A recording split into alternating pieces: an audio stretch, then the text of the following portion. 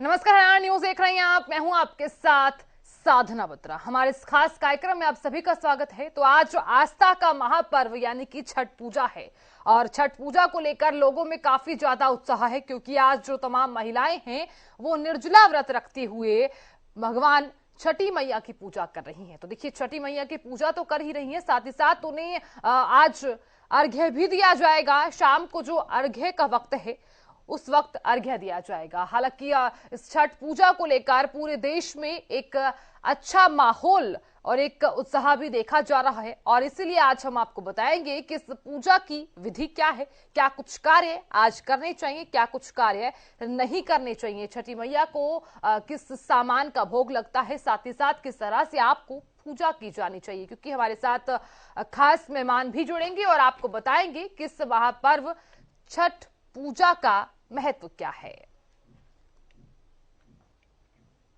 देखिए, संध्याकालीन के समय अर्घ्य दिया जाता है। अंतिम दिन उदयमान सूर्य को अर्घ्य दिया जाता है और इसीलिए कहा जाता है कि ये जो छठ पूजा है वो भगवान सूर्य को समर्पित है। हमारे साथ खास मेहमान टैरो कार्ड एक्सपर्ट और आचार्य पंडित धनंजय नाथ तिवारी जुड़ गए हैं। पंडित जी, बहुत स्वागत है आपका। धन्यवाद। नमस्कार जी पंडित जी, आज छठ पूजा है और ऐसे में सभी दर्शकों को बता दीजिए कि महापर्व छठ पूजा का महत्व क्या है। जी, देखिए साधना जी, आदिकाल से वैदिक काल में ऋग्वेद चूंकि सनातन धर्म का मूल ग्रंथ है और ऋग्वेद में ही माता अदिति के पुत्र आदित्य भगवान सूर्य देव की आराधना का विस्तृत विवरण रहता है। सूर्य देव की आराधना वैदिक काल से नियम पूर्वक की जाती है और ये इकलौते ऐसे जीवित जागृत देवता है जिसको आम जनमानस प्रत्यक्ष आंखों से देख सकता है। बाकी के जितने भी हिंदू देवी देवता हैं उनके लिए विधियां तो है, नियम तो है, उपासना तो है, लेकिन प्रत्यक्ष रूप से आम जनता उनके दर्शन जीवित जागृत स्वरूप में नहीं कर पाती। लेकिन सूर्य देवता को हम सभी लोग साक्षात प्रतिदिन देखते हैं। दूसरी बात मैं कहना चाहता हूँ कि विशेष रूप से अमावस्या के ठीक छठे दिन छठी माता के नाम से देवी जिनकी उपासना का विधान है, जिनके माध्यम से हम सूर्य देवता को अर्घ देते हैं, ये वैदिक काल से सनातन धर्म में प्राचीन काल से परंपरा। रामचरितमानस में का उल्लेख है। जिस प्रकार से हम दशहरा मनाते हैं, जिस प्रकार से हम दीपावली मनाते हैं, ठीक दीपावली के 6 दिन बाद सप्तमी तिथि जब अंतिम अर्घ सूर्य देवता को मिलेगा, क्योंकि आज तो वर्तमान समय में संध्या के समय हम अर्घ देंगे। शास्त्र में यह लिखित है कि सूर्य देवता की 2 पत्नियां, दोनों से सूर्य देवता को नियमित रूप से ऊर्जा प्राप्त होती थी, प्रत्युषा और उषा। उषा सूर्योदय की पहली किरण का, प्रत्युषा जब सूर्यास्त हो रहा होता है उसमें जो अंतिम अवस्था होती है जब सूर्य देवता लालिमा से युक्त होते हैं। प्रत्युषा का अर्घ आज संध्या के समय 5:30 बजे के पहले देना उचित रहेगा। 5 बजे से 5:30 बजे के बीच में 5:37 पर पूर्ण सूर्यास्त हो जाएगा और सुबह 6:32 के बाद से सूर्योदय होगा अगले दिन, तब उषा का अर्घ दिया जाएगा। ये 2 अर्घ दिए जाते हैं और ये अपने आप में इतना विशिष्ट पर्व है छठ माता का पर्व कि इसमें जो अर्घ होता है, बाकी की जितनी भी पूजाएं हैं उसमें सूर्योदय ब्रह्म मुहूर्त की चर्चा है, लेकिन इस पूजा में सूर्यास्त की पहली अर्घ होती है। ये अपने आप में इतना विशिष्ट है। एक कथा का उल्लेख महाभारत काल में भी मिलता है कर्ण के रूप में। कर्ण सूर्य देवता के प्रबल उपासकों में से थे और चूंकि कर्ण का जो राज्य क्षेत्र था, कर्ण का एक नाम हम सब ने सुन रखा है, अंगराज कर्ण, अंग देश के राजा। दुर्योधन ने उनके मित्रता की और दुर्योधन ने अपना जीता हुआ साम्राज्य कर्ण के साथ साझा किया था, अंग देश। जी पंडित। अंग देश वर्तमान में बिहार और झारखंड को कहते हैं और यही वजह है कि इन उसी समय अवधि से आज तक छठ का विशेष आयोजन बिहार और झारखंड में होता है। और कर्ण प्रतिदिन नियमित सूर्य देवता को अर्घ देते थे और कमर तक जल में प्रवेश करके देते थे। और यही वजह है कि आज भी पूजन परंपरा का जो प्रक्रिया है इसकी कि जल में महिलाएं प्रवेश कर लेती हैं और कमर तक जल में प्रवेश करके और सूर्य देवता को अर्घ देती है। लेकिन ये केवल महिलाओं के लिए नहीं है, ये सब इसको कोई भी व्यक्ति कर सकता है। और बिल्कुल भी भ्रमित नहीं होना है कि ये पर्व केवल संतान प्राप्ति के लिए है, ऐसा नहीं है। सूर्य देवता हमें ऊर्जा देते हैं, सूर्य जीवन देते हैं। यहाँ तक कि वैज्ञानिक भी मानते हैं कि पेड़ पौधे भी सूर्य की रोशनी से प्रकाश संश्लेषण करके अपने जीवन की ऊर्जा को चलायमान रखते हैं, गतिमान रखते हैं। वनस्पति से लेकर के जीव जंतु तक, यहाँ तक कि आयुर्वेद कहता है और आधुनिक चिकित्सा शास्त्र भी कहता है, मॉडर्न मेडिकल साइंस भी इस बात को मानता है कि सूर्य का प्रकाश हमारी त्वचा के लिए, हमारे स्वास्थ्य के लिए बहुत ही महत्वपूर्ण है। थोड़ी देर सूर्य के प्रकाश में हमें रहना ही चाहिए। सूर्य सीधे सीधे प्रत्यक्ष रूप से ऊर्जा देने वाला है। ज्योतिष शास्त्र में भी सूर्य का उल्लेख है। सूर्य सिंह राशि के स्वामी है और सूर्य मेष राशि में उच्च की अवस्था में होते हैं, तुला राशि में नीच की अवस्था में होते हैं। सूर्य के अपने 3 नक्षत्र हैं और जो कोई भी जातक सूर्य देवता की आराधना करता है, यदि चिकित्सा के दृष्टिकोण से देखा जाए तो त्वचा से संबंधित कोई बीमारी नहीं होती। भगवान श्री कृष्ण जी के संबंधित एक ग्रंथ में इसका उल्लेख है, चाहे वो विष्णु पुराण की बात करें, ब्रह्म वैवर्त पुराण की बात करें या अपना मूल ग्रंथ ऋग्वेद की बात करें। भगवान श्री कृष्ण जी के साथ उनके पोते को एक बार कुष्ठ रोग के जैसा चर्म रोग हुआ और आयुर्वेद के आचार्यों ने, ज्योतिष शास्त्र के आचार्यों ने कहा कि सूर्य देवता की आराधना करिए, छठ पूजा के व्रत की प्रक्रिया करिए। और यही कथा रामचरितमानस में भी इसका उल्लेख मिलता है कि राम जी ने ठीक छठे दिन छठ माता के व्रत की परंपरा का पालन किया था और स्वयं किया था। पुरुष के रूप में उन्होंने किया था, स्त्री के रूप में माँ सीता जी ने किया था और दोनों लोगों ने किया था। और अगले दिन सप्तमी को सुबह का अर्घ देने के बाद उनका राजपाट उन्होंने संभाला था, राम राज्य का आरंभ हुआ था।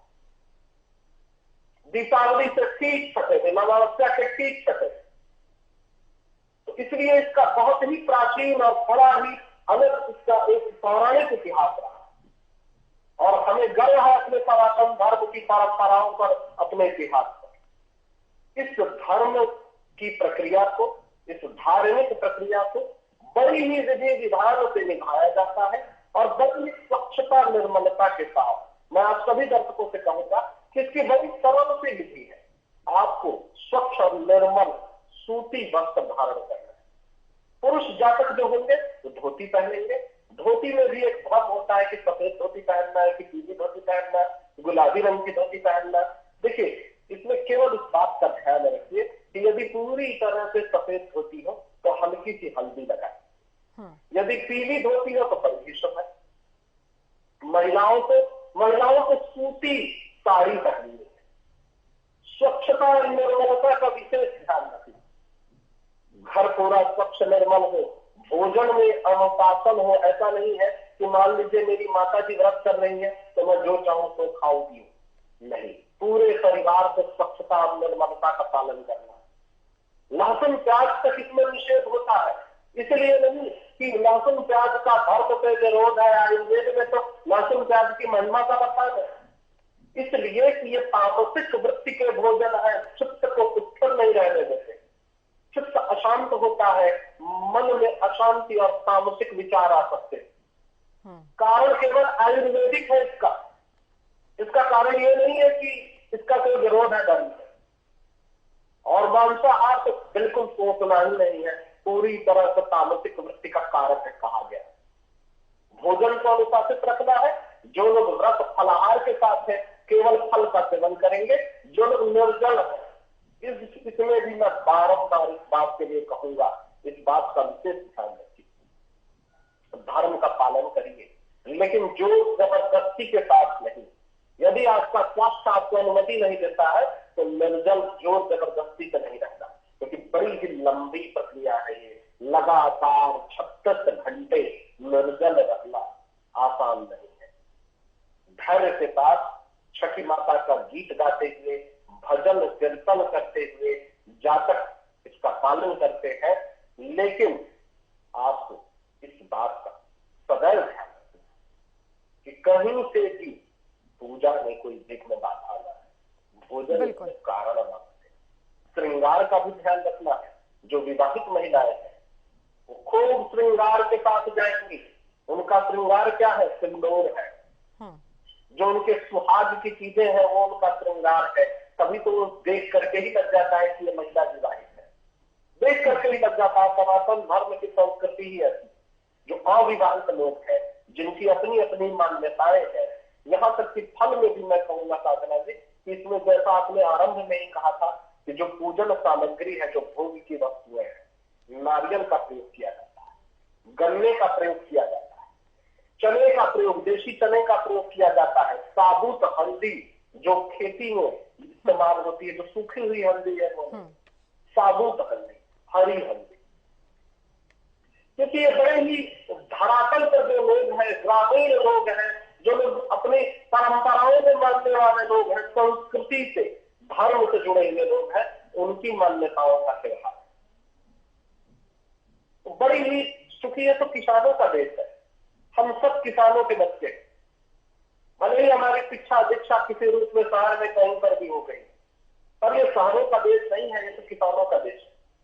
और हम सब अपनी धर्म और संस्कृति से अपने अपने क्षेत्र में जुड़े हुए हैं, चाहे हम उत्तर प्रदेश में हो, चाहे हम हरियाणा में हो, चाहे हम दिल्ली में हो, चाहे हम तमिलनाडु में हो, इससे कोई फर्क नहीं पड़ता। अब तो ये पर्व, अब तो ये त्योहार पूरी दुनिया में मनाया जाता है। सूर्य देव तो पूरी दुनिया को प्रकाश देते हैं बिना किसी भेदभाव के। और बड़ा ही सरल सा मंत्र है, इस बात का आपको बिल्कुल भी भ्रमित नहीं होना है। ओम आदित्याय नमः, ओम सूर्याय नमः। इस मंत्र का जप करते हुए तांबे के पात्र का इस्तेमाल कर सकते हैं। यदि गंगा जल से अर्घ दे तो सर्वोत्तम, यदि गाय का दूध कच्चा मिल जाए तो सर्वोत्तम। एक बात और मैं कहूंगा, सीधे सीधे सूर्य देवता की तरफ देख करके आपको अर्घ नहीं देना। जल की धार को देखिए और सूर्य देवता का ध्यान करते हुए आपको अपनी मनोकामना से प्रार्थना करते हुए सच्चे हृदय से आपको अर्घ देना है। ऐसा भूल नहीं करिएगा कि सूर्य को नंगी आंखों से देखने लग जाइएगा, वो विकिरण का कारण बन सकता है। आपके स्वास्थ्य पर, आपके नेत्र पर इसका बुरा प्रभाव पड़ सकता है। सूर्य के तेज को धारण करने की क्षमता हमने नहीं है।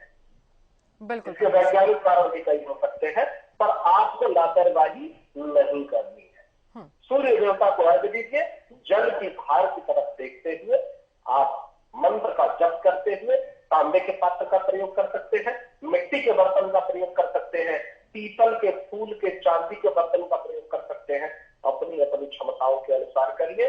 फल 5 प्रकार के जरूर रखिए। प्रयास करिए कि जो कुछ भी आपका सामर्थ्य हो विधि विधान से करिए। जो बांस का बना हुआ दौरा जिसको कहते हैं, विशेष आकृति में होता है, और सूप जो हमारे यहाँ इस्तेमाल में आता है, प्रत्येक महिलाएं जानती है। इसी में उस फल को सजा करके रखा जाता है। जो कोई भी जाकर, या तो लोग जलाशय को स्वतः निर्मित कर लेते हैं और वहां पर खड़े होकर के पूजन करते हैं, या नदी किनारे जाकर के विधि विधान से पूजन करते हैं। बिल्कुल पंडित जी ये बात कर लेते हैं कि पूजा तो महिलाएं कर ही रही हैं, साथ ही साथ इसके प्रसाद का भी खास महत्व बताया गया है। तो जरा दर्शकों को ये भी बता दीजिए कि पूजा के वक्त किन बातों का ख्याल रखना है और प्रसाद के रूप में क्या क्या चीजें हम इस्तेमाल कर सकते हैं। बड़ा महत्वपूर्ण प्रश्न आपने किया है साथियों।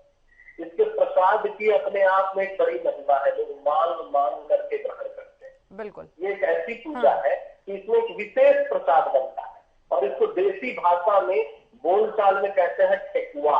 बिल्कुल, ठेकुआ जो एक प्रसाद होता है, इसको महिलाएं बड़ी श्रद्धा से रात भर जग करके गीत गागा करके बनाती है, और सब लोग मिलजुल करके बनाते हैं। और ये तो मुझे भी पसंद है, मैं भी मांग के खाता हूँ। मेरे घर में भी मेरी बड़ी दीदी करती है और मैं बड़े इससे मांग करके खाता हूँ। बड़ा स्वादिष्ट स्वादिष्ट होता है, स्वाद में भी, और प्रसाद तो प्रसाद है, श्रद्धा और भक्ति तो उससे जुड़ी ही हुई है। इसको खूब विधि विधान से जातक बनाते हैं और रात भर जाग करके बनाते हैं। इसकी पूरी अपनी एक परंपरा है, जिसको देसी भाषा में हम कहते हैं नहाए खाए। नहाए खाए से ये आरंभ होता है और ठीक उसके अगले दिन लोहंडा कहते हैं। लोहंडा के दिन बिल्कुल रात्रि में रात भर जग करके इसका निर्माण किया जाता है और उसी दिन चावल के साथ देसी गुड़ का प्रयोग करके खीर बनाई जाती है और सभी अपने इष्ट मित्रों को, घर परिवार, बंधु बांधवों को खरना में भोजन के लिए निमंत्रित करते हैं, प्रसाद के लिए निमंत्रित करते हैं कि आप हमारे घर आइए और प्रसाद ग्रहण करें। उसी दिन रात्रि में इस विशेष प्रसाद को बनाया जाता है और जब अंतिम अर्घ सूर्योदय का होगा, ये होगा 31 तारीख को सुबह प्रातः काल 6:32 के बाद, जब सूर्योदय हो जाए उसके बाद प्रसाद वितरण का कार्यक्रम आरंभ होगा और पूर्णाहुति हो जाएगी इस पर्व। पंडित जी, अब वक्त की कमी को देखते हुए समापन की विधि का भी जिक्र कर लेते हैं कि समापन की विधि क्या है। देखिए, जैसे ही उषा काल का हम अर्घ देंगे, जो अंतिम अर्घ होगा, ये होगा सोमवार को सुबह प्रातः काल 6:32 पे। जैसे ही सूर्योदय होगा, जो अर्घ हम देंगे सूर्य देवता के मंत्र का जप करते हुए, सूर्य देवता को ध्यान करते हुए, अपनी सारी मनोकामनाओं के साथ, और उस अर्घ के बाद जो आपका दौरा है, जो आपका सूप है, जो आपकी फल सामग्री है, उनको अर्पित करते हुए उसके बाद ये पूरी पूजन की प्रक्रिया पूर्ण मान ली जाए। उसके बाद फिर वो जो फल है जो आपने पूजा में प्रयोग में लाया है, तो प्रसाद के रूप में आप अपने घर परिवार सबको वितरित करेंगे। सबसे पहले इस बात का ध्यान रखना कि जो व्रती है वो स्वयं प्रसाद ग्रहण करें, उसके बाद वो सबको प्रसाद वितरित करें। बिल्कुल पंडित जी बहुत बहुत शुक्रिया हमारे साथ जुड़ने के लिए और तमाम दर्शकों को बताने के लिए कि छठ पूजा का महत्व क्या है। बहुत बहुत शुक्रिया। तो देखिए, फिलहाल पंडित जी ने बताया कि किस तरह से छठ पूजा का महत्व क्या है, विधि क्या है। उम्मीद है कि आप भी छठ पर्व अच्छे से मना रही होंगे। फिलहाल इसके साथ इस खास कार्यक्रम इतना